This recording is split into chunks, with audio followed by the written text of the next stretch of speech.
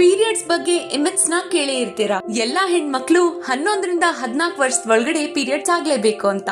ಹಾಗೇನೂ ಇಲ್ಲ. ಯಾಕಂದ್ರೆ ನಮ್ಮ ಫಸ್ಟ್ ಮೆನ್ಸಸ್ ಹಾರ್ಮೋನಲ್ ಆಕ್ಟಿವಿಟಿ ನಾವು ತಿನ್ನುವಂತಹ ಊಟ ತಿಂಡಿ ಮತ್ತೆ ನಾವು ಮಾಡುವಂತಹ ಫಿಸಿಕಲ್ ಆಕ್ಟಿವಿಟಿ ಮೇಲೆ ಡಿಪೆಂಡ್ ಆಗತ್ತೆ. ಸೊ ಮಕ್ಕಳಿಂದ ಮಕ್ಕಳಿಗೆ ಈ ಏಜ್ ಡಿಫರ್ ಆಗತ್ತೆ. ಪೀರಿಯಡ್ಸ್ ಟೈಮ್ ಅಲ್ಲಿ ಬರೋದು ಕೆಟ್ಟ ರಕ್ತನ? ಅಲ್ವೇ ಅಲ್ಲ.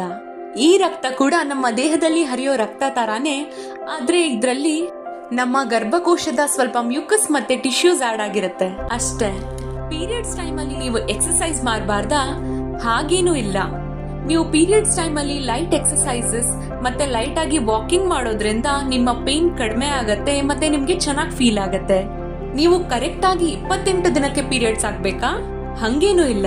1 ತಿಂಗಳು 2 ತಿಂಗಳು 5-6 ದಿನದ ವ್ಯತ್ಯಾಸ ಇದ್ರೆ ತಲೆ ಕೆಡಿಸ್ಕೋಬೇಡಿ. ತುಂಬಾ ಜಾಸ್ತಿ ಇತ್ತು ಅಂತಂದ್ರೆ ಗೈನಕಾಲಜಿಸ್ಟ್ ನ ಮೀಟ್ ಮಾಡಿ. ಫಾಲೋ ಮಾಡಿ, ಶೇರ್ ಮಾಡಿ.